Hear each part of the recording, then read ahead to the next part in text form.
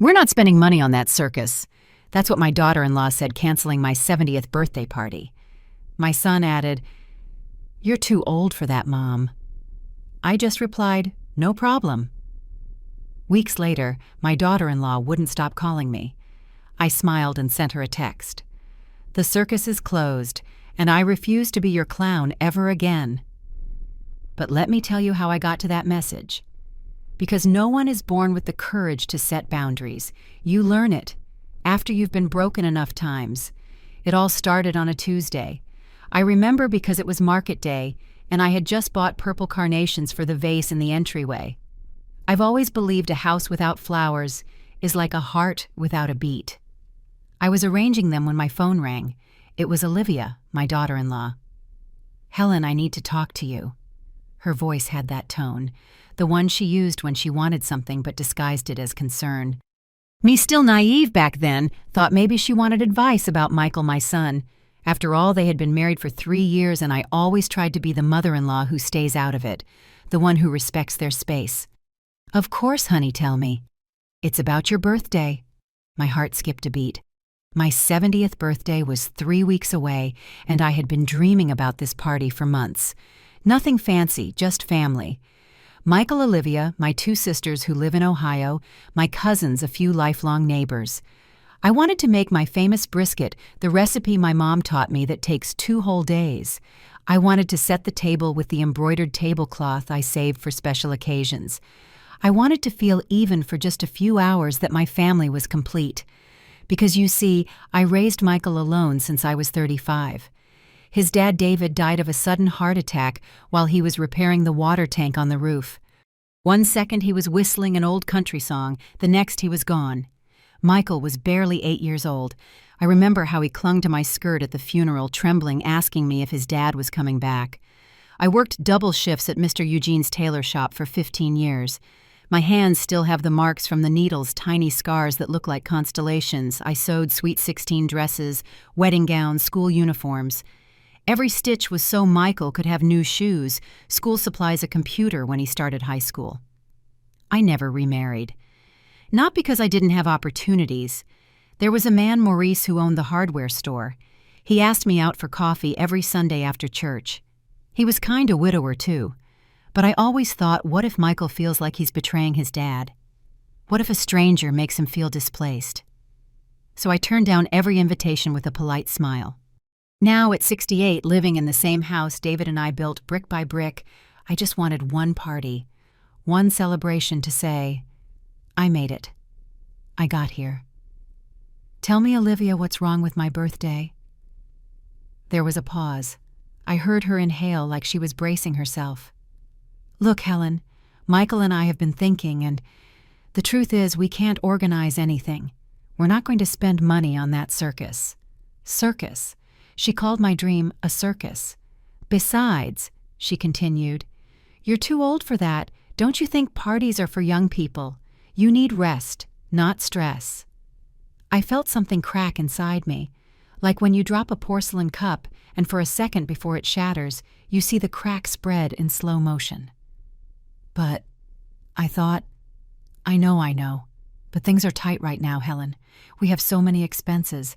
Maybe we can take you out for a simple lunch some other day, okay?" Before I could answer, I heard Michael's voice in the background.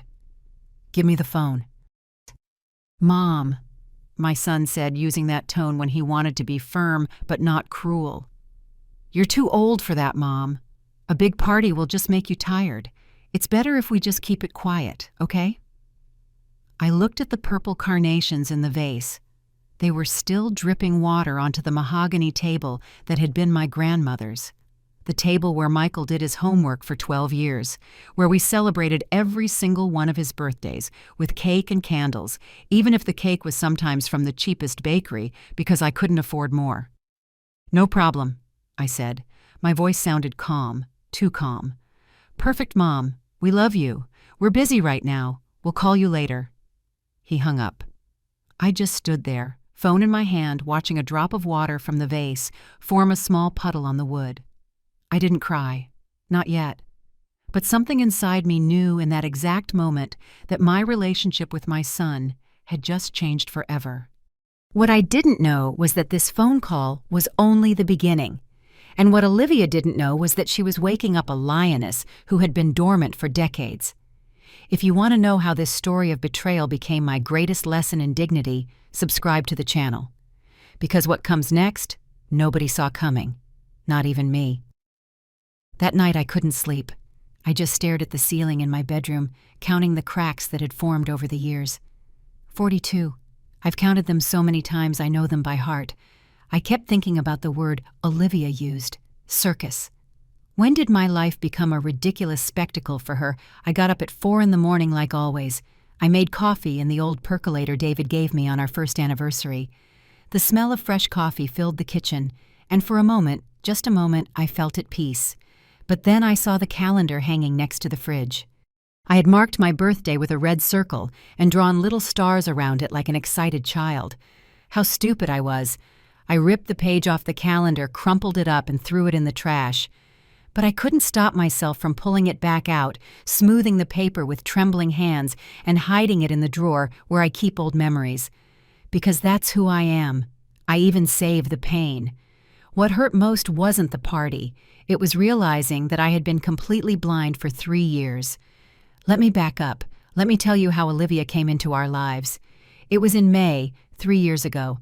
Michael came home with that nervous smile he gets when he has something important to say. I was watering the plants on the porch. I've always had plants. Geraniums, azaleas, a small basil plant I use for soup. "Mom, I want you to meet someone." And there she was, Olivia. With her perfectly straight hair, her nails painted a pale pink, her white blouse without a single wrinkle. She smelled like expensive perfume, the kind they sell at the department stores in the mall. "It's so nice to meet you, Mrs. Helen. Michael has told me so much about you." Her smile was wide, her teeth perfectly white. She held out her hand, and when I took it, I noticed her skin was soft. Hands that had never scrubbed floors or washed clothes by hand. "Please call me Helen, dear," I said. "We're not formal here." We went inside. Olivia looked at everything with those big, expressive eyes. She stopped in front of the shelf where I keep the family photos. "What a beautiful family," she said, picking up the frame of David, Michael, and me at Myrtle Beach. Michael was 5 and had just lost his first tooth. "You can tell you were very happy." "We were," I answered. And it was true. That first afternoon, Olivia helped me make dinner. I made his favorite casserole green chili chicken. She chopped the tomato and onion for the salad, asking me about recipes, about how I met David, about my work at the tailor shop. "It must be wonderful to create dresses with your own hands," she said. "I don't have that talent. I'm a disaster in the kitchen." She laughed a crystal-clear laugh that made Michael look at her like she was the only woman in the world. After dinner, while we were washing the dishes, Olivia said something that seemed so sweet at the time. "Helen, I want you to know I'm going to take good care of Michael, and I hope you'll teach me to be as strong as you are. My mom died when I was young, and I always wanted a mother-in-law who could be like a second mother to me." I was so moved. My eyes teared up. I hugged her right there, my hands full of soap suds. "You're going to be part of this family, honey, and the doors here are always open." How naive I was. The next few months were a dream. Olivia came to visit me every Sunday. She brought pastries from that expensive French bakery near her job. She gave me hand creams, embroidered scarves, chocolates. "I saw this and thought of you, Mom." Mom. Back then, the word made me feel important, included. When Michael announced they were getting married, I cried with happiness. My son had finally found someone. Finally, he wouldn't be alone when I was gone. The wedding was simple. I sewed my own dress, a navy blue one with lace details. Olivia looked radiant in her white gown. During the reception, when Michael danced with me, as is tradition, he whispered in my ear, "Thank you for everything, Mom, for every sacrifice. I promise now I'm going to take care of you." That promise. How it would hurt to remember it later. The first few months of marriage seemed perfect. They still came to the house every Sunday. Olivia would hug me, ask how I was offered to help with the groceries.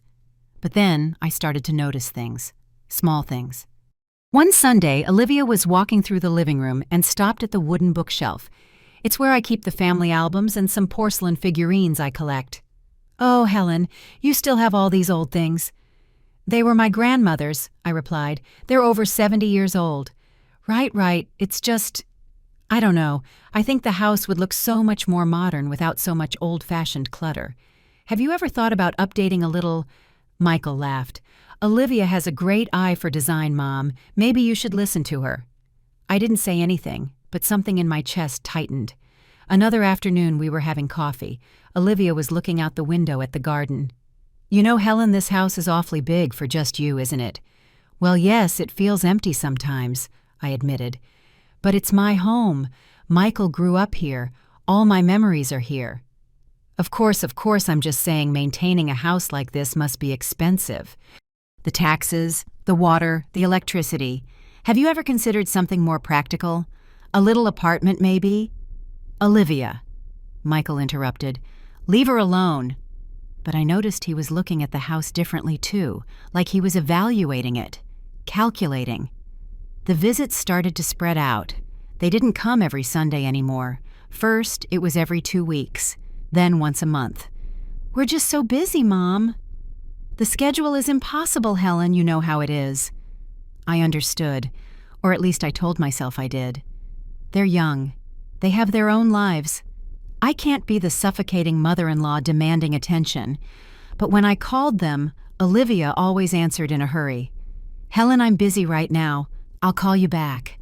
She never called back. And when they did visit, Olivia didn't help in the kitchen anymore. She sat in the living room checking her phone while I cooked alone. She didn't bring pastries anymore. She didn't ask how I was.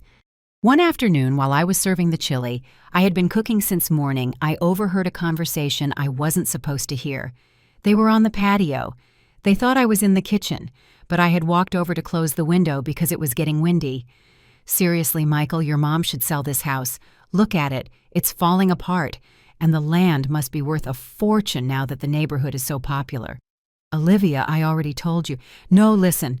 We need the down payment for that condo. And she's here all alone maintaining this giant house. It doesn't make sense. Talk to her. I'm sure she'll understand." "It's not that easy." "Of course it is. Tell her it's for her own good, that a smaller place is safer for an older person. You'll see. She'll agree." My hand was trembling holding the chili ladle. I closed the window harder than I meant to. When I went back to the table, I smiled as if nothing was wrong. But that night, lying in bed, I understood something I had been denying for months. Olivia never saw me as family. She saw me as a resource. And my son, the boy I raised alone, the one who promised to take care of me, he was letting it happen. But I still hadn't seen anything. The mask was only beginning to slip. And when it finally fell off completely, I would realize I had been living with a stranger. Exactly 9 days passed after the call where they canceled my birthday. 9 days where I heard nothing from them. Not a call, not a text, nothing. I continued my routine. I got up, made my coffee, watered my plants, watched my afternoon soaps. But there was something different about me. A kind of constant alert, like when you know it's going to rain, but the sky is still clear. On the 10th day, Michael called. "Mom, what are you doing Saturday?" "Nothing special, son. Why?" "We want to invite you to dinner, at our house. Olivia is going to cook." Olivia cooking. That was new. In 3 years of marriage, I'd never seen her make anything more complicated than a sandwich. "Of course, son, I'll be there." "Great, around 7. And Mom? Dress up a little." That last phrase stuck with me. Dress up for a family dinner at their house. On Saturday, I put on my sky blue blouse, the one with embroidery on the collar. I put my hair up in a low bun the way my mother taught me. I wore the pearl earrings David gave me for our 10th anniversary. I looked in the mirror and wondered why I had butterflies in my stomach. Butterflies of fear. I took the bus to their neighborhood. They live in a new gated community, the kind with guard shacks and perfectly paved streets. Their house is nice, 2 stories with a small front yard. When they opened the door, I noticed something strange. The table was set, but not casually. There was a tablecloth I didn't recognize. Wine glasses, napkins folded into flowers, and only 3 places. "Mom, come in." "So glad you're here." Michael kissed my cheek. He smelled like that expensive cologne he wears now, not the kind I used to give him for his birthdays. Olivia came out of the kitchen drying her hands on a dish towel. She was wearing a black dress, perfect makeup heels, to be in her own home on a Saturday night. "Helen, welcome. Sit down, sit down." She pointed to the chair in the middle. They sat on either side of me as if they were surrounding me. Dinner started quietly. Olivia had made chicken and mushroom sauce. It was dry and the sauce tasted like it came from a can of cream soup, but I ate without a word. We talked about nothing, the weather, the news, the traffic, but I could feel the tension. It was floating in the air like smoke. It was after dessert that everything changed. Michael cleared his throat. He exchanged a look with Olivia. She nodded, encouraging him. "Mom, we want to talk to you about something important." I put my fork down. My hands felt cold. "Tell me, son." "You see, Olivia and I have been thinking about our future. We want to buy a bigger condo. This place is getting small and, well, we're thinking about having kids soon." My heart leaped. "Grandchildren, that's wonderful." "Oh, Michael, how exciting. How can I help?" Michael stared at his plate. Olivia took control of the conversation. "Look, Helen, the condo we want costs $600,000. We're already approved for the loan, but we need $120,000 for the down payment." $120,000. The number hung in the air like a sentence. "That's a lot of money," I said slowly. "It is," Olivia continued, leaning toward me. "That's why we thought, well, you live all alone in that big house. It must be exhausting to maintain. The taxes, the utilities, the repairs. And at your age, I'm 68, Olivia, not 80. Right. Don't get me wrong. I'm just saying a smaller place would be more practical for you. Safer. And the money you get from the sale could help us with the down payment. You could rent a nice modern apartment, no maintenance." I looked at my son. I waited for him to say something, to defend me, to say this was crazy. But Michael just stared at his wine glass, swirling it slowly. "It's your house, Mom," he finally said without looking me in the eye. "But we're your family, and families support each other, right? Think about your grandkids, giving them a good home." Grandkids that didn't even exist. Grandkids they were using as bait. "That house," I said, and my voice sounded firmer than I expected. "Your father and I built it, brick by brick. You were born there. Every memory of my life with David is there. 35 years of my life are there. Memories are in the heart, Helen, not in the walls." Olivia smiled at me, but her eyes were cold. "Besides, think about it. What are you going to do with that house when you can't take care of it anymore, when you're old and need help? It's better to sell it now while it's still worth good money. Old." The word hit me like a slap.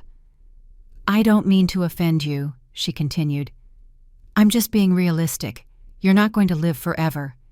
And when you're gone, that house is just going to be sold anyway.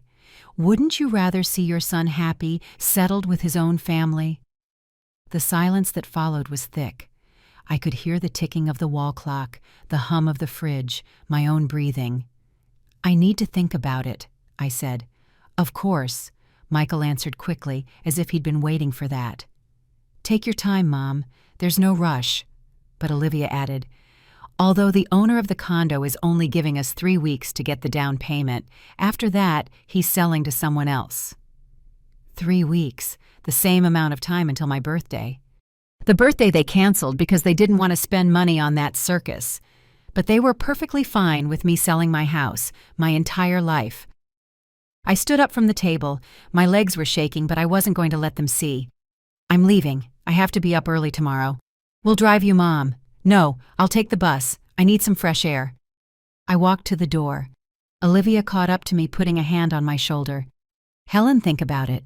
It's for the good of everyone. You'd be winning too." I looked her in the eyes. For the first time in 3 years, I really saw her. I saw the ambition, the coldness, the manipulation. "Good night, Olivia." On the bus ride home, as the city lights passed by the window, I realized something terrible. My son was asking me to sell my life to finance his. And what was worse, he saw it as something normal, as something I should do. I got home after 10 o'clock. I turned on the lights in the living room. I saw the mahogany furniture from my grandmother, the photos on the walls, the bookshelf full of memories, the rocking chair where I nursed Michael for months. I sat in that rocking chair, and finally, after days of holding it in, I cried. I cried for my naivete for believing Olivia liked me. I cried for my son who had become a stranger. I cried for the sacrifices I made that now seemed worthless. But beneath the tears, something else was growing. Anger. Still small, but real. Because I had given everything. Absolutely everything. And now they wanted the only thing I had left. My phone vibrated. A text from Olivia. "Helen, I hope we didn't make you uncomfortable. We just want what's best for everyone. Think about it with love. Kisses." Kisses. I closed my eyes. I took a deep breath. And for the first time in my life, I thought, enough. Monday morning, 7 o'clock sharp, my phone rang. It was Olivia. "Good morning, Helen. Did you have breakfast?" "Sleep well." Her voice was sweet. Too sweet. Like when you talk to a child who won't take their medicine. "Good morning, Olivia. Yes, thank you." "Oh, good. So have you thought about what we discussed on Saturday?" It had barely been 36 hours. "I'm still thinking, honey. It's a big decision." Of course. It's just that time is ticking, you know. We don't want to lose this opportunity. The condo is a gem. It has a view of a beautiful park. Imagine your grandkids playing there. There they were again, the imaginary grandkids. "Yes, it sounds nice." "So, do you think you'll have an answer by the weekend? That way we can start moving on everything quickly." "Olivia, it's only been 2 days." "I know, Helen. Sorry to be pushy. I'm just so excited. Michael and I have been dreaming about this for months. You understand, right?" She hung up before I could answer. Tuesday, she called at 8 in the morning. Wednesday at 7:30. Thursday, twice. Once in the morning and once in the afternoon. Always the same song. Always the same pressure disguised as enthusiasm. "Have you thought about it, Helen?" "Helen, I found a gorgeous rental near us. Want to go see it?" "The seller pressured me today. He says he has other offers." Friday afternoon, I was at the market buying tomatoes when I saw a car park in front of my house. It was Michael's, but he wasn't alone. There was a man with a briefcase, gray suit, blue tie. I quickened my pace. When I got there, I found Olivia at my door with the man. She was ringing the doorbell insistently. "Olivia, what are you doing here?" She turned with a huge smile. "Oh, Helen, thank goodness you're here. Look, I brought Mr. Duncan. He's a real estate agent. I thought it would be good for him to explain how much you can get for your little house, just so you have all the information right." Little house. Now my home was a little house. Mr. Duncan held out his hand. "Ma'am, a pleasure. Your daughter-in-law hired me to do a preliminary appraisal. With your permission, I'd like to take a quick look at the property, just the exterior, of course. Then I can give you an estimate." "I didn't authorize any appraisal." "Of course not, Helen." Olivia put her arm through mine. "It's just informational, so you know your options. No commitment." I looked at Mr. Duncan, then at Olivia. Her eyes were sparkling with something that wasn't love. It was something else. Hunger. "No, thank you. When I need a real estate agent, I'll hire one myself." Olivia's smile faltered for a second. Just a second. "As you wish, Helen. We were just trying to help." They left. But the message was clear. They weren't giving up. That night, Michael called. His voice sounded tired. "Mom, Olivia told me you turned away the appraiser." "Michael, I never asked for an appraiser." "I know, but you're making this harder than it needs to be." "Harder for whose son?" Silence. "For everyone, Mom. Look, I know it's your house and it has sentimental value, but you have to be practical. Think about the future, your old age. Who's going to take care of you when you can't manage on your own? And selling my house will make you want to take care of me." "That's not it. It's just, Olivia is very stressed. The doctor says stress can affect, well, we think we might be expecting. It's not certain yet, but..." There it was, the final bait. A baby. Maybe. Perhaps. Possibly. Son, if Olivia is pregnant, I'm very happy. But that doesn't change my situation. Your situation. His voice got louder. Mom, we are your situation. We're your family. If you really loved us, you would help us. But it seems like that house matters more to you than your own son. Those words cut through me like knives. Michael, forget it. I thought I could count on you. I thought after everything I did for you, you'd do this for me. But I was wrong. Everything you did for me. Michael, I raised you alone. I worked double shifts for 15 years. Yes, Mom, I know. You've reminded me 1,000 times. I sacrificed my life for you. I worked so hard for you. But I never asked you for any of that. You decided to have me. You decided not to remarry. Those were your decisions. He hung up. I stood there with the phone in my hand, shaking. The tears fell, and I couldn't stop them. Did my son just say that I remind him of my sacrifices too much? That he never asked me to raise him? I sat in the rocking chair. Outside, the night was dark. Not even the neighborhood dogs were barking. Everything was silent. I thought about all the nights I stayed awake when Michael had a fever, putting cold cloths on his forehead. I thought of the times I skipped meals so he could have 3 a day. I thought of the shoes I mended over and over because I couldn't afford new ones. And now he was telling me he never asked for it. On Saturday, Olivia showed up again. This time, she had brochures. Helen, look. I found some beautiful apartments for rent. This one has 1 bedroom, a kitchenette. It's on the 1st floor, so you don't have to climb stairs. And it's only $650 a month. With what you make from your house, you can pay rent for years and still have plenty left over to help us. I took the brochures. I looked at them. Apartments the size of my living room. Cold white walls. No garden. No history. Olivia, I need more time. Her face hardened. The mask was slipping faster and faster. Time is what we don't have, Helen. I lose the condo on Monday. Do you understand Monday? In 3 days. And all because you can't let go of an old house full of junk. That junk is my life. Your life is over. She looked me straight in the eye. I'm sorry if that sounds harsh, but it's the truth. Your husband died over 30 years ago. Michael grew up and has his own family now. You're clinging to a past that doesn't exist anymore. And meanwhile, we, who are your present, are begging you for help. Begging. I repeated the word. Is that what you're doing? Begging? What else do you want us to do? Get on our knees.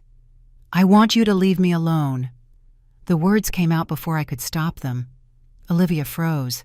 Then she laughed. A short, bitter laugh. Fine. We'll leave you alone. Enjoy your house. Alone. Enjoy your memories. Because that's all you're going to have. She left, slamming the door. I sat on the sofa. My heart was beating so loud I could feel it in my ears. I picked up my phone. I dialed a number I hadn't used in months. Linda. It's Helen. I need to talk to you. Linda had been my friend for 20 years. We met at the market. She sells flowers. She's one of those women who tells you the truth with no sugarcoating. Helen. What's wrong? You sound strange.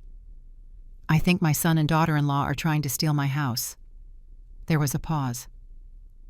I'm on my way. Linda arrived 20 minutes later with a bag of donuts and a thermos of strong black coffee. When there's trouble, you have to eat, she said, putting everything on the table. Now tell me everything, and don't skip a single part. I told her. From the call canceling my birthday to Olivia's visit that morning, Linda listened in silence, chewing her donut, her eyes narrowed behind her glasses. When I finished, she set her mug down with a thud. That girl is a snake, and your son is a fool. Linda. No, Helen, we have to call it like it is. That woman is squeezing you dry and Michael is letting her. You know what smells fishy to me? That they suddenly need $120,000 so urgently. I sell flowers, but I wasn't born yesterday. Something else is going on. You think so? I don't think, I know. Look, my cousin Rosie works at a law firm. Her nephew is a lawyer. His name is Robert. He's a good guy and discreet. Want me to call him? He can do some digging. See if your suspicions are right. I hesitated. Investigate my own son. It sounded so cold, so calculating. But then I remembered Michael's voice saying, "I never asked you to raise me. Call him." Robert came by on Tuesday afternoon. He was a young man about 35 with round glasses and a kind smile. He sat in my living room and took out a notepad. "Mrs. Helen, I understand you're in a delicate situation. Tell me exactly what you need." I explained it all again. He took notes, nodded, asked specific questions. "Do you have their full legal names? Do you know where they work? Have they ever asked you to sign any documents?" I answered everything. Robert closed his notepad. "Give me 1 week. I'm going to check a few things. Public records, background, basic credit situation. All legal. Don't worry. And in the meantime, ma'am, one piece of advice. Do not sign anything. Absolutely nothing. Even if your son begs you. Even if they cry. Even if they threaten you." "Understood." I nodded. Robert left. I was left with a strange feeling. Half relief, half guilt. What kind of mother investigates her son? But then my phone vibrated. Another text from Olivia. "Helen. Monday is the deadline. Michael didn't sleep at all last night. He's so worried. I don't know if you want to carry that on your conscience. Think about it." I deleted the message. The next few days were quieter. They didn't call. They didn't visit. It was like they had given me a break.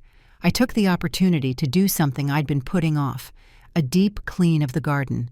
The May rains had made the weeds grow tall, and some of the rose bushes looked neglected. I was pruning the white rose bush I planted when Michael was born, when my shovel hit something metal. Strange. I dug a little more. It was a box. A rusty metal box the size of a shoebox buried under the rose bush.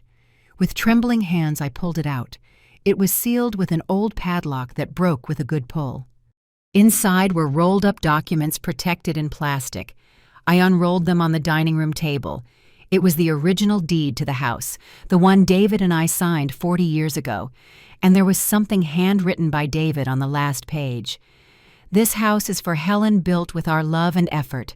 Don't ever let anyone take it from you, my love." Tears started to fall on the paper. I had to wipe them away quickly so I wouldn't ruin the ink.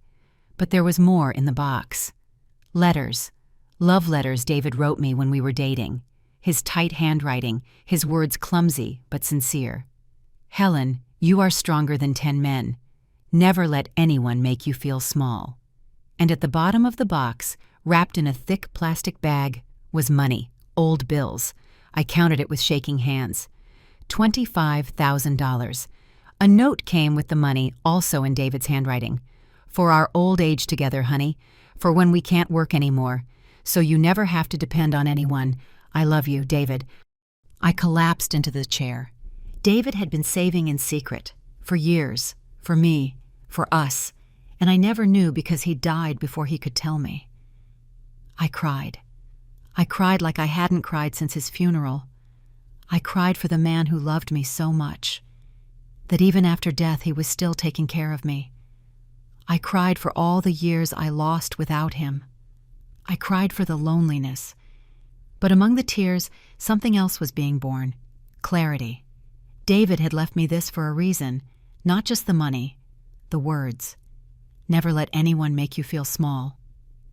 And that was exactly what Olivia and Michael were doing, making me feel small, useless, in the way. I dried my tears. I put the deed in a safe place. I counted the money again, just to be sure. $25,000 exactly. It wasn't enough for the down payment they wanted, but it was enough for something more important. It was enough to defend myself. On Thursday, Robert called me. "Mrs. Helen, I need to see you." "Can Linda be there too?" What I found? It's better if we talk in person. An hour later, the three of us were sitting in my living room. Robert opened his briefcase and took out several papers. "Ma'am, what I'm about to tell you is not easy to hear, but you need to know." My heart sped up. "Your son Michael doesn't need your financial help. In fact, he's in a very good financial position. 3 months ago, he received a sales bonus from his company for $150,000. What? There's more. Your daughter-in-law, Olivia, has credit card debt totaling $75,000. Designer clothes, expensive restaurants, 2 trips to Cancun last year, and she is not pregnant. I checked her social media. 2 days ago, she posted a photo at a nightclub drinking a beer. A pregnant woman wouldn't do that. Linda let out a word I won't repeat. Robert continued. There's something else. I found messages on a public forum Olivia participates in. She talks about convincing her mother-in-law to sell her house, and I quote, "The old woman is about to cave. When she sells, my mom and I will split what's left after the down payment." The world stopped. Her mom? Yes, Olivia planned to give a portion of the money to her mother. This was never just about the condo. It was a business deal between the two of them. I got up. I walked to the window. Outside, the neighborhood kids were playing ball in the street. The sun was shining. Life went on. But I felt like something inside me had broken for good. Does Michael know about this? My voice was hoarse. I can't confirm that. But he knows they don't need the money. I'm sure of that. Linda took my hand. Helen, that girl is trying to rob you, and your son is letting her. I looked at the deed I found under the rose bush. I looked at David's note. Never let anyone make you feel small. I turned to Robert. What can I do? Robert smiled. It wasn't a kind smile. It was the smile of a lawyer who knows he has the winning cards. Mrs. Helen, I can do many things, but first I need you to answer something. Do you want to defend yourself, or do you want to fight back? Linda squeezed my hand. I thought about all the texts, the calls, the word circus, Michael telling me I never asked to be raised, Olivia calling me old, and for the first time in my 68 years, I said something I never thought I'd say. I want to fight back. Robert pulled more papers from his briefcase. Perfect. Then I need you to formally authorize me to act on your behalf. We're going to do this right, legally, so they can't turn this around on you. I signed the documents he put in front of me. My hand was shaking, but the signature came out clear. Now, Robert continued, I need access to any document you have related to your house. The deed, tax receipts, utility bills. I also need to know if they've ever asked you to sign anything, even if it seemed unimportant. Only the deed I found buried, and I've never signed anything for them. Good. That gives us the advantage. Your house is fully in your name. No liens, no debts. No one can force you to sell it. But Olivia is going to try to pressure you more. And when she does, I need you to record the conversations. Record. Your phone has a voice recorder, right? Every time they call or visit, record everything. It's legal as long as you are part of the conversation. Those recordings can be evidence if we need it. Linda nodded. I'll show you how, Helen. It's easy. In the meantime, Robert said, I'm going to dig deeper. I want to know exactly how much money they have, what else they're hiding, and if there's anything else behind this. Do I have your authorization? Yes. I want to know the whole truth. Robert left. Linda stayed with me, showing me how to use the phone's recorder, making me practice until I got it right. Helen, one more thing, she said before leaving. You have to be strong. When you find out everything, it's going to hurt. It's going to hurt a lot. But remember, you didn't cause this. They chose to treat you this way. That night, I barely slept. Every time I closed my eyes, I saw Michael's face as a child. When he'd wake me up in the middle of the night to say he had a nightmare, I would hold him, sing to him softly until he fell back asleep. At what point did that boy become this man Friday morning as expected? Olivia called. This time, I turned on the recorder. Helen, good morning. Look, I know we've been pressuring you a lot, and I apologize, but we're truly desperate. We lose the condo on Monday, and, well, Michael is devastated. He says you don't love him anymore. He says that, yes, he cried last night, Helen. Your son cried because of you. He says that after everything he's done, you're rejecting him in his moment of need. The words were perfect, the tone dramatic, but I already knew the truth. Olivia, are you pregnant? There was a pause. Very short, but I caught it. Well, It's not certain yet, but I have symptoms. That's why we need the bigger condo, for the baby. A lie. It was all a lie. And does Michael really need my help? Doesn't he have money saved? Another pause. Helen, you know how things are. Everything is so expensive. Of course Michael works hard, but it's not enough. That's why we need you. Because a mother always supports her children, right? Let me think about it this weekend. I'll give you a final answer on Monday. Monday. But Helen? Monday, Olivia. That's my final word. I hung up. I saved the recording with the date and time. On Saturday, Robert showed up again. He was carrying a thick folder. Mrs. Helen, I found everything, and it's worse than I thought. He sat across from me. He opened the folder. Michael didn't just get that $150,000 bonus. He also has another $30,000 in an investment account. He only needs to scrape together about $30,000 more for the down payment. He could easily get a personal loan. He doesn't need to sell your house. Then why? Because it's easier to get the money from you than for them to go into debt. And there's something worse. Robert took out screenshots from a phone. I managed to access public conversations between Olivia and her mother on social media. Look at this, I read, and with every word I felt my heart get smaller. Mom, did you convince the old woman yet? Remember, we need that cash for the business. Olivia, almost. She's more stubborn than I thought, but she's caving.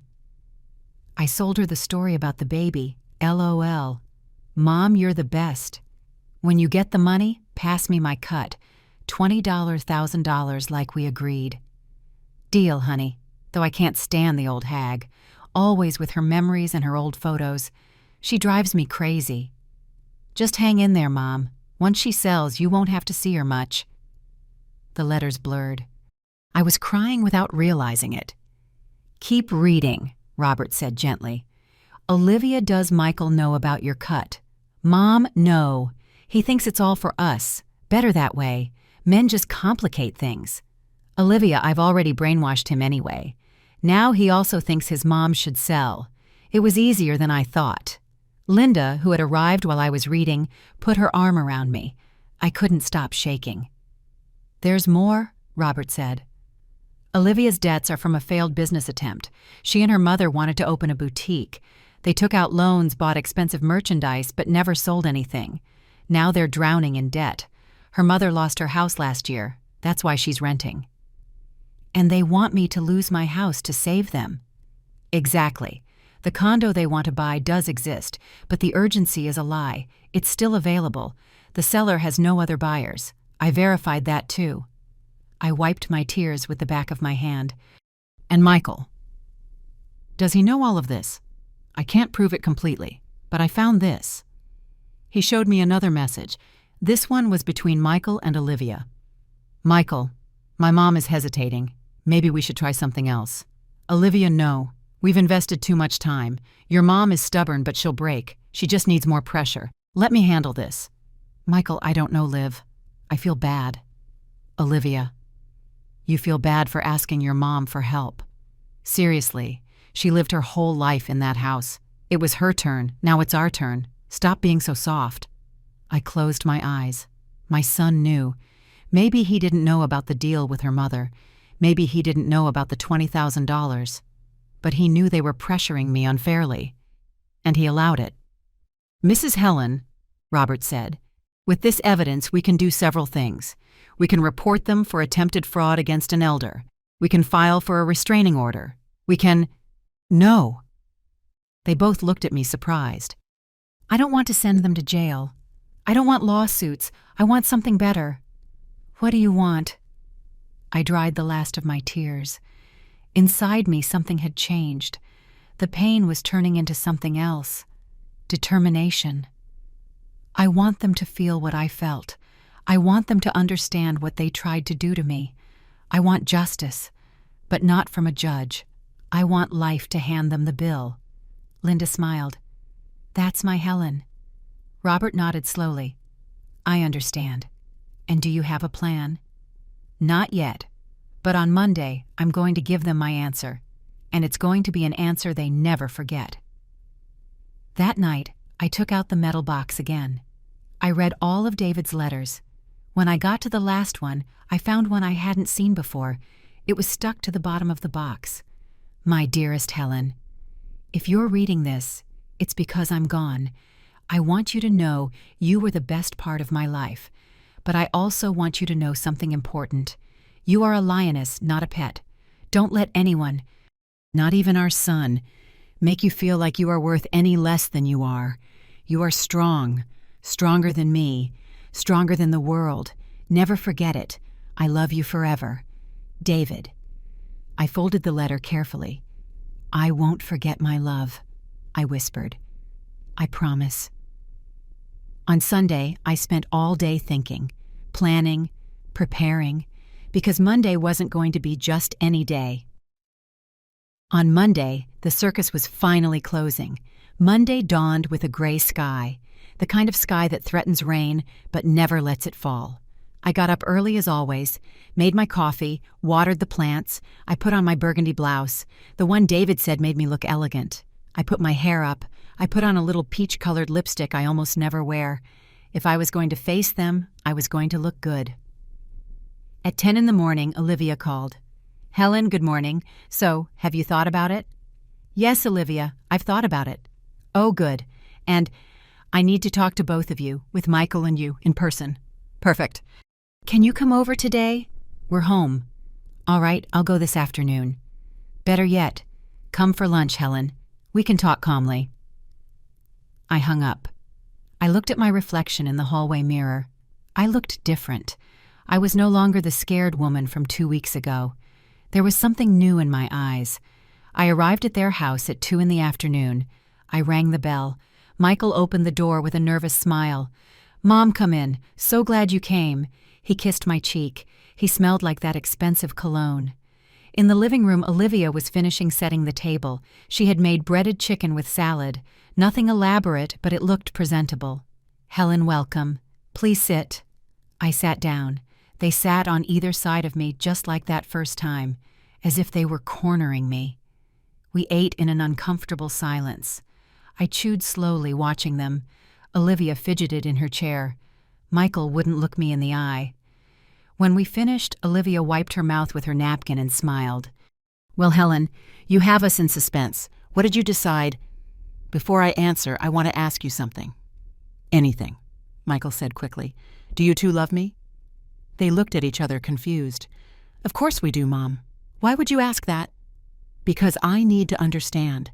I need to understand how someone who loves me asks me to sell the only thing I have. How someone who loves me cancels my birthday calling it a circus. How someone who loves me calls me old and tells me my life is over. Olivia turned pale. Helen, I never... Yes, you did, Olivia. You said it. And Michael, you told me I never asked you to raise me, that those were my decisions. Mom, I was angry. And that justifies it. Anger justifies cruelty. A heavy silence fell. Look, I continued. I came to give you my answer. I am not selling my house. Olivia went rigid. What? I am not selling my house. It's my home. It's where my life is, my memories, my history. And no one, not even you, is going to force me to leave it. Michael ran a hand through his hair. Mom, but we were counting on that. We already made plans. Plans based on my sacrifice. Again, always my sacrifice. Olivia stood up abruptly. The sweetness was gone from her face. You know what, Helen? You're right. Your house, your life, your decision. But don't ever ask us to take you to the doctor again. Don't ever ask us to keep you company. Don't wait for us on Sundays, because we're not coming. Olivia! Michael tried to stop her. No, Michael, I'm tired of this. Your mother is selfish. She only thinks about herself. We ask her for help one time, and she refuses. Fine. Let her stay alone with her old house and her old junk. I stood up too. I wasn't shaking anymore. There were no more tears. Selfish, I'm the selfish one. I worked double shifts for 15 years so my son could have everything. I gave up my life, finding love again, my own dreams. And now that I'm 68 and all I ask is to be left in peace with the little I have left, I'm selfish. That was your decision, Olivia snapped. Nobody forced you.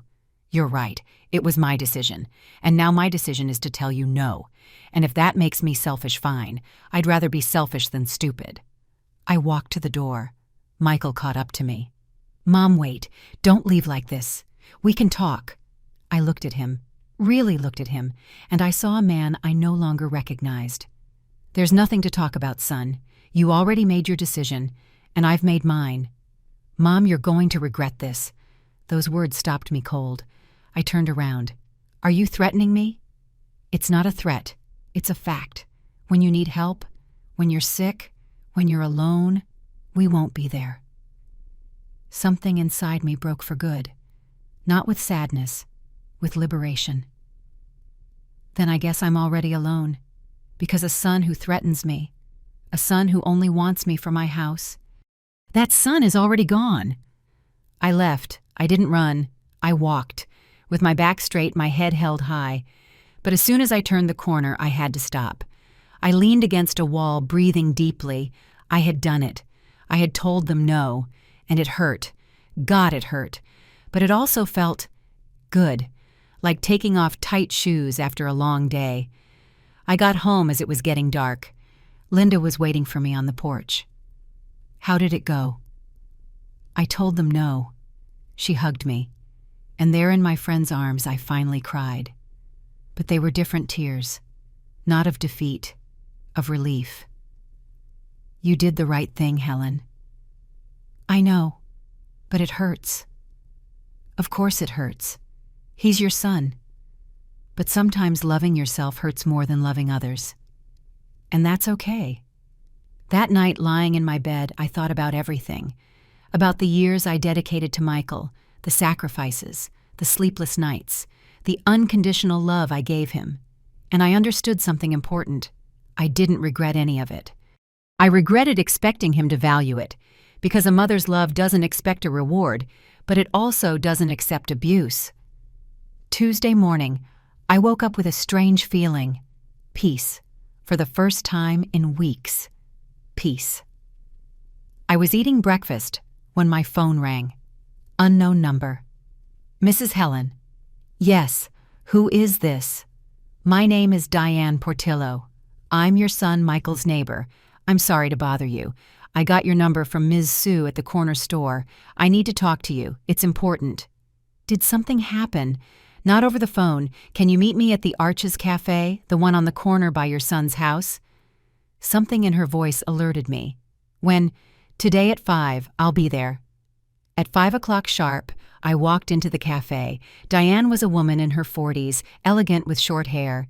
She greeted me with a sad smile. Mrs. Helen, thank you for coming. Look, I don't know if I should get involved, but my conscience won't let me rest. What is it?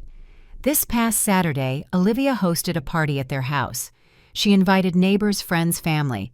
She said it was a surprise party for you, for your birthday. My birthday.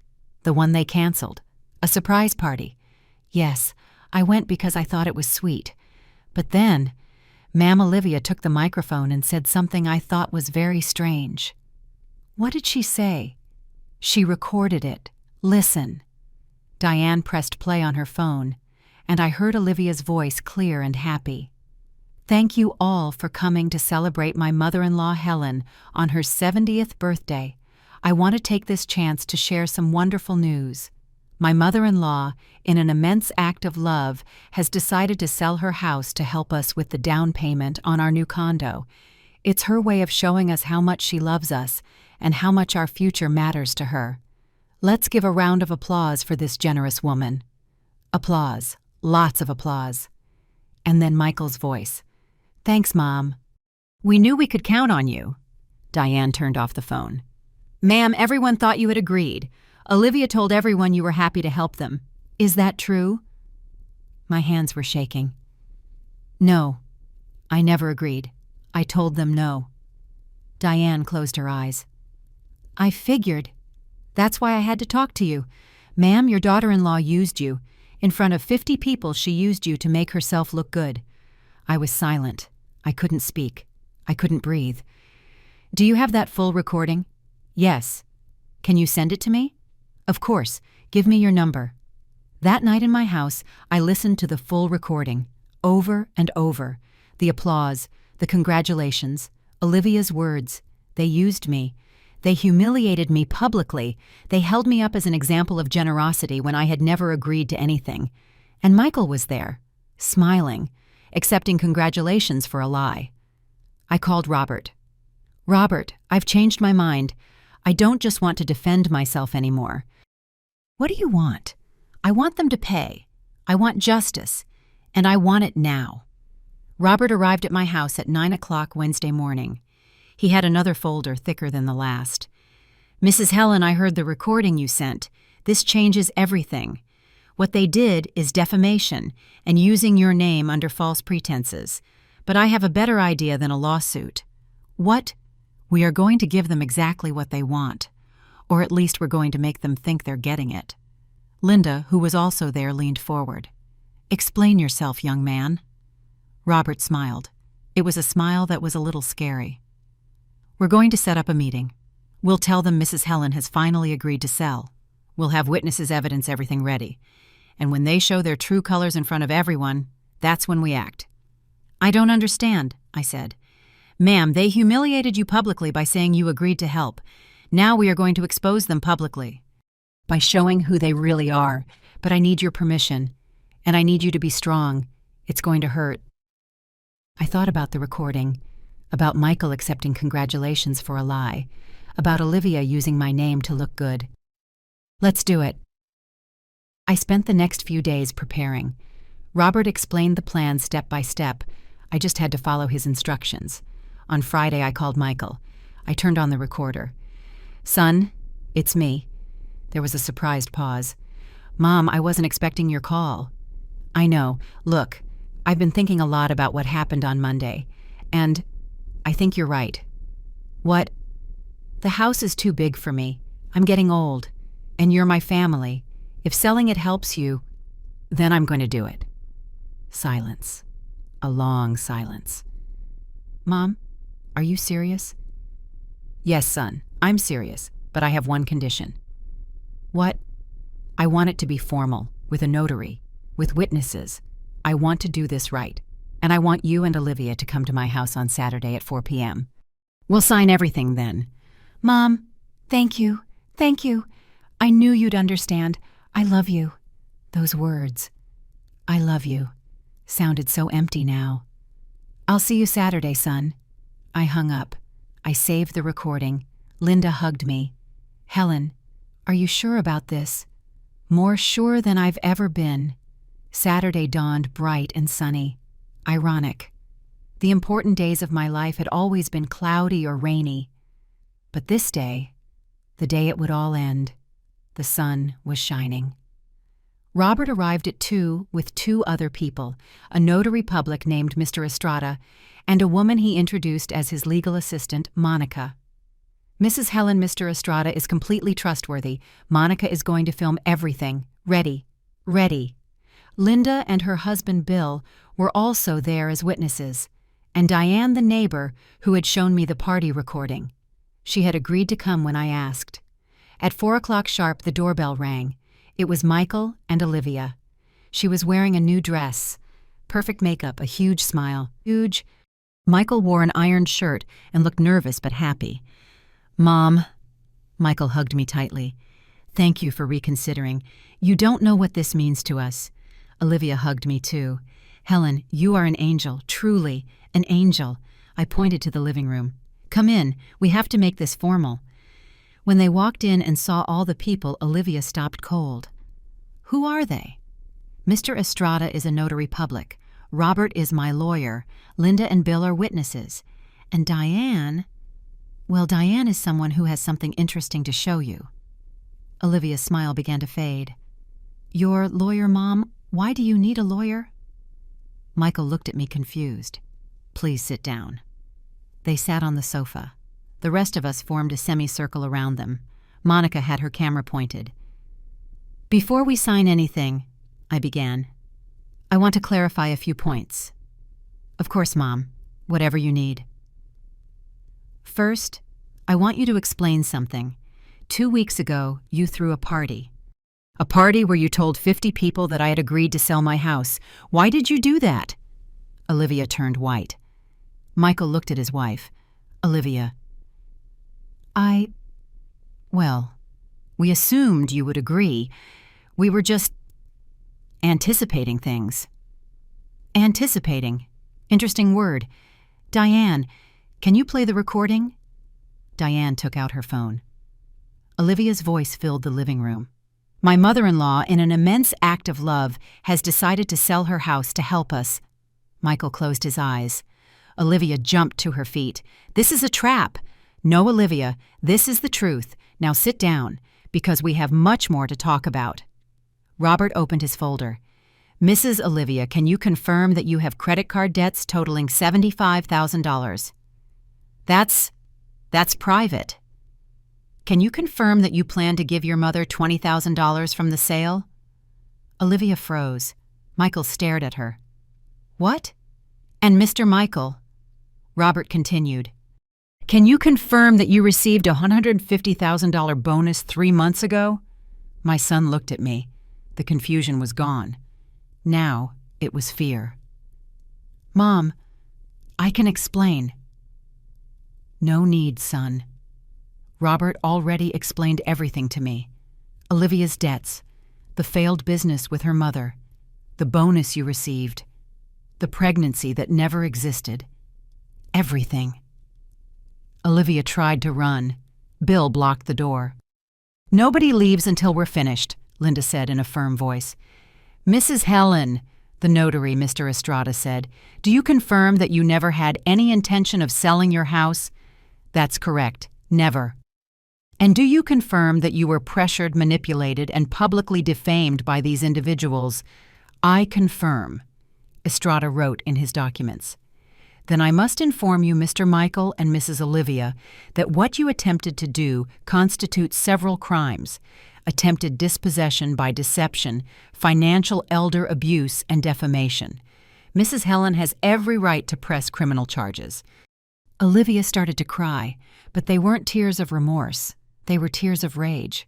"This is ridiculous! He's her son! We just asked for help." "No, Olivia," I said, standing up. "You didn't ask for help. You tried to rob me. There's a difference." Michael had his head in his hands. "Mom, I'm sorry. I'm so sorry. I didn't know everything. Olivia told me." "What did she tell you, son? That I was old, that my life was over, that you had to pressure me because I have recordings of you saying horrible things to me, too." I took out my phone. I played his voice. "I never asked you for any of that. Those were your decisions." Michael broke down. He began to sob. Not like a man, like a child. "Forgive me, Mom. Please." Robert cleared his throat. "Mrs. Helen, do you wish to proceed legally?" Everyone looked at me. Olivia with hatred, Michael with desperation, Linda with pride, Diane with curiosity. I thought of David, of his letters, of his words. "You are a lioness." "I'm not going to put my son in jail," I said finally, "but I am setting conditions." "What conditions?" Michael asked, his voice raw. "1, I don't want to see either of you for 1 full year. 0 contact, 0 calls, 0 visits. Mom, 2, you will both post a public apology on your social media admitting you lied about my agreement to sell the house, admitting you pressured me unfairly." Olivia stood up again. "Never." 3, I continued, not looking at her. "Michael will go to therapy, individual therapy, to understand why he allowed his wife to treat me this way." "I accept," Michael said immediately. And 4, if you ever approach me again with intentions to manipulate or hurt me, Robert will proceed with all possible legal charges, and this time there will be no mercy." The notary wrote everything down. "Do you accept these terms?" Michael nodded. "I accept all of it, Mom. Everything." Olivia crossed her arms. "This is abuse." "No, Olivia. I said, looking her directly in the eyes. "Abuse is what you did to me. This is justice. And if you don't accept, the lawyer will file the criminal complaint right now." Robert held up the papers. "They're all ready. Just need your signature, Mrs. Helen." Olivia gritted her teeth. "I accept." "Sign." They each signed. Linda and Bill signed as witnesses. The notary stamped everything. "It's done," Robert said. "This is legally binding. If you break any term, we proceed." Michael approached me. He tried to take my hand. I pulled it away. "Mom, please let me explain." "You have 1 year, Michael. 1 year to think about what kind of man you want to be. The one who lets his mother be abused, or the one David and I tried to raise." "Mom, please. Now leave, both of you." They left. Olivia stormed out first, furious. Michael stopped at the door. He looked at me one last time, and he left too.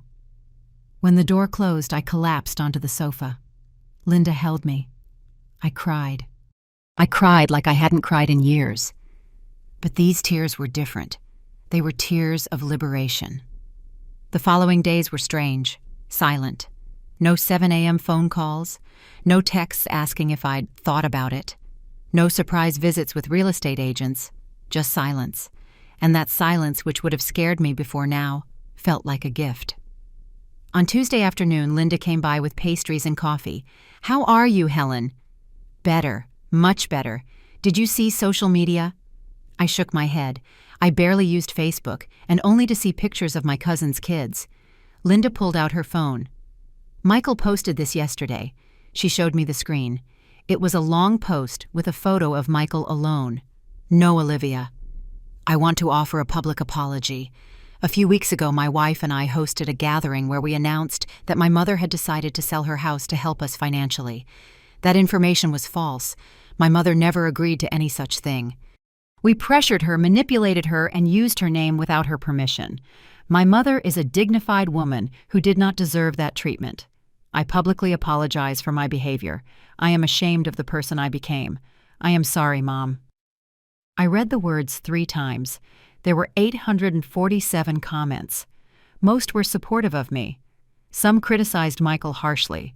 Others, Olivia. "Did Olivia post anything?" Linda checked her profile. "Look." Olivia's message was shorter, colder. "I apologize for the confusion regarding my mother-in-law's situation. It was a misunderstanding. I regret any inconvenience caused." She didn't even take direct responsibility. It was a non-apology. "That woman is a lost cause," Linda said. I closed my eyes.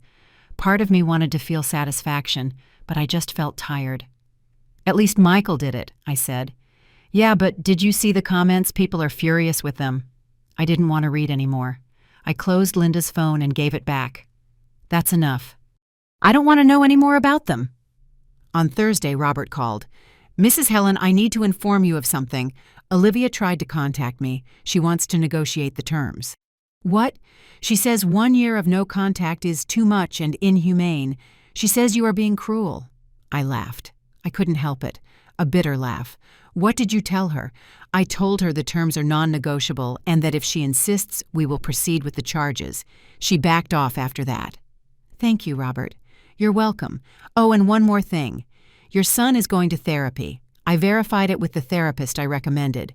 He has attended 3 sessions already." That surprised me. Michael was following through. "And how is he?" "I can't give you details, confidentiality. But the therapist says he's working, really working. It's a good sign, ma'am." When I hung up, I wondered, was there hope for Michael? Or was it too late? On Friday, I received a letter. It came in a plain white envelope. No return address. I opened it with trembling hands. It was from Michael. Handwritten. "Mom, I know I can't call or see you. I understand and respect that. But I need to write this, even if you don't respond. I've been in therapy as promised. The doctor made me see things I didn't want to see. He made me face the truth. That I became someone you didn't raise. Someone weak. Someone who allowed the person who sacrificed the most for him to be mistreated. Olivia and I are getting divorced. It was my decision. When the therapist asked me what was more important, my marriage or my integrity, I couldn't answer, and I realized I had lost my integrity a long time ago. I'm not writing this for you to forgive me. I don't deserve your forgiveness yet. I'm writing so you know that I'm trying to be better, to be the son Dad would have wanted me to be, the son you deserve. I love you, Mom, and I'm sorry I forgot you while I was chasing things that didn't matter. Michael. The tears fell on the paper, blurring some of the words. I read it 4 more times. Linda was right. It hurt. It hurt so much. But there was something else, too. A small shoot of hope. Fragile. Trembling. But it was there. I put the letter in the metal box next to David's. The months passed. September, October, November. I used part of the money David had saved to remodel the bathroom, which had needed repairs for years. I hired a young man from the neighborhood, Tony, my neighbor, Ms. Sue's son. He did an excellent job. I also started taking knitting classes at the community center. I met other women my age. We met on Tuesdays and Thursdays. We knitted, we talked, we laughed. One of them, Martha, told me she'd had problems with her family too. Her daughter had borrowed money and never paid her back. But I learned, she told me, that sometimes self-love is more important than family love, and that doesn't make you a bad person, it just makes you a person. Her words stayed with me. In December, 2 weeks before Christmas, Robert called. Mrs. Helen, the 1-year mark is almost up. Have you thought about what you want to do? What do you mean? If you want to have contact with your son again, if you want to give him another chance. I hadn't thought about it. I had been so busy rebuilding my life, I hadn't thought about after. I don't know, Robert. I still don't know. That's fine. You have time, but be prepared. When the year is up in January, he will probably try to contact you. That night, I took out Michael's letter again. I had read it so many times, I knew every word by heart. What do I do, David? I asked the air. Do I give him another chance, or is it too late? There was no answer. Just the wind moving the curtains. The week before Christmas, Linda invited me to her house for Christmas Eve dinner. I don't want you spending Christmas alone, Helen. I won't be alone. I'll be at peace. But I accepted the invitation anyway. At Linda's dinner, her kids, grandkids, her husband, some cousins were all there. There were tamales, punch music. It was warm. It was family. Linda's youngest nephew, a boy about 6, came up to me. Are you Mrs. Helen? Yes, sweetie. My auntie says you're very brave. Is that true? I knelt down to his level. What do you think? I think so. 'Cause my mom says brave people are the ones who do the right thing, even when it hurts. I hugged him. That little boy knew more about life than most adults. That night, walking home, I went slowly. The streets were decorated with Christmas lights. I saw families eating dinner through their windows. I heard carols. I saw kids running with sparklers, and for the first time in months, I thought about Michael as a child, when he was 6 and helped me set up the nativity scene. How excited he got about Christmas, how he would hug me before bed. Where did that little boy go? When I got to my house, I found something on my doorstep. A box, not very big, with a red bow, no card, no name. I brought it inside. I opened it carefully. Inside was a photo album, old photos I hadn't seen in years. Baby Michael. Michael at his first communion. Michael graduating from high school. Michael and me at Myrtle Beach. And on the last page, a recent photo. Michael in therapy. He looked tired, worn out, but there was something different in his eyes.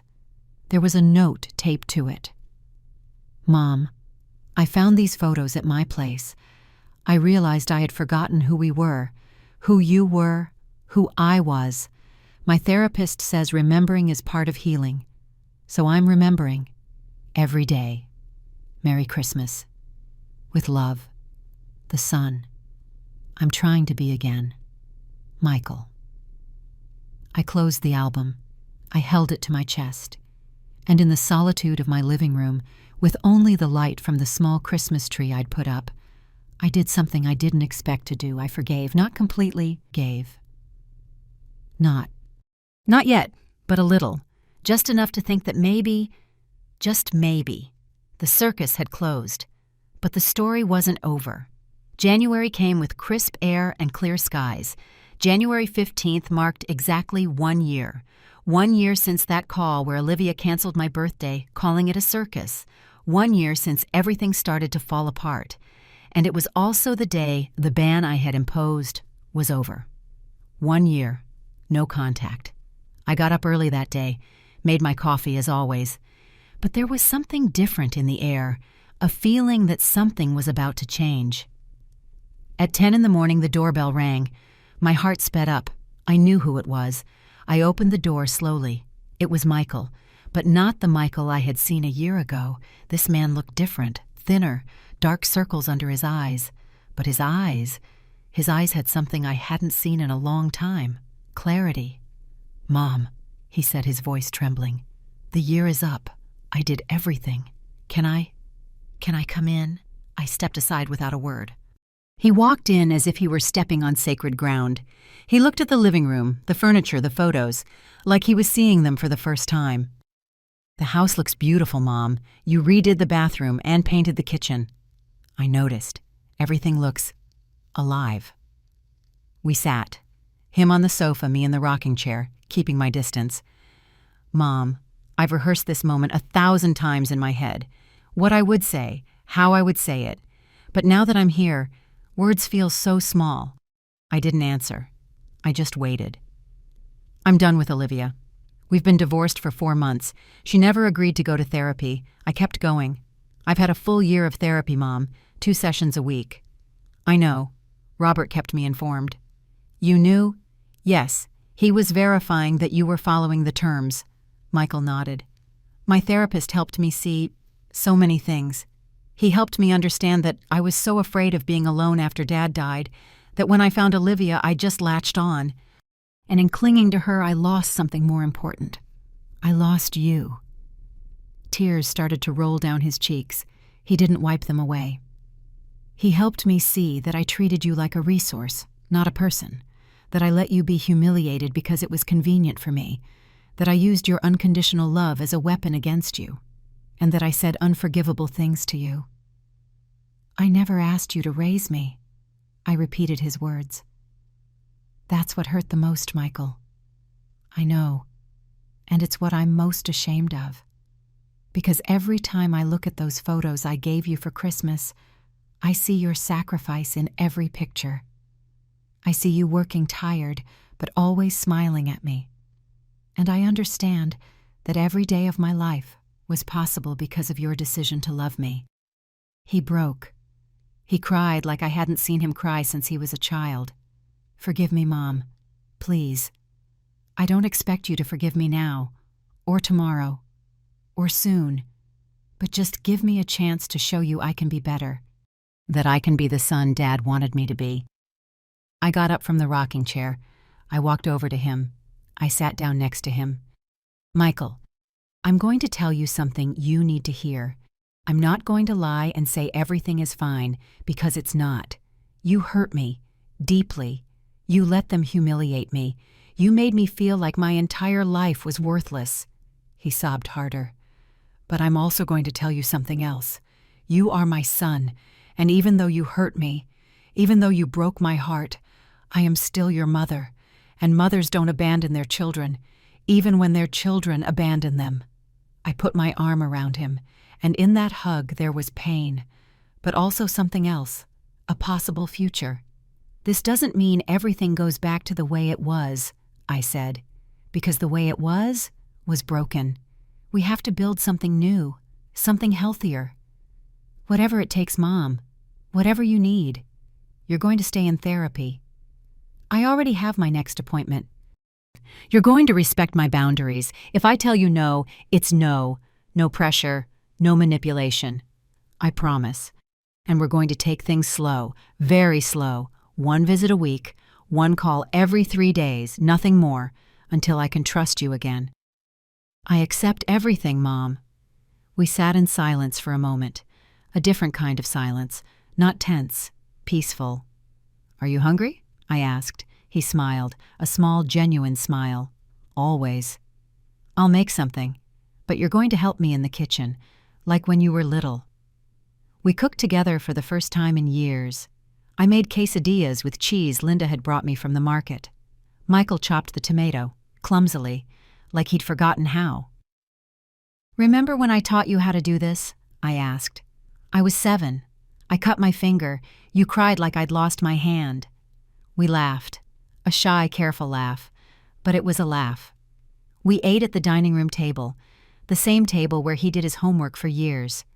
The same table where the 3 of us ate when David was alive. "Mom, can I ask you something?" "Go ahead." "Why didn't you press charges? You had all the proof. You could have sent me to jail. Why didn't you—" I took a deep breath. "Because you're my son, and because I wanted you to learn not to be destroyed. Jail would have made you a victim. This made you responsible. There's a difference." Michael looked down. "I don't deserve your mercy." "No one deserves mercy. That's why it's called mercy." He stayed until 3 in the afternoon. We talked about many things: his job, his divorce, his therapy, his plans. When he left, he hugged me at the door. "Thank you for giving me another chance, Mom." "Don't waste it, son." "I won't. I swear on Dad's memory." I watched him walk to his car.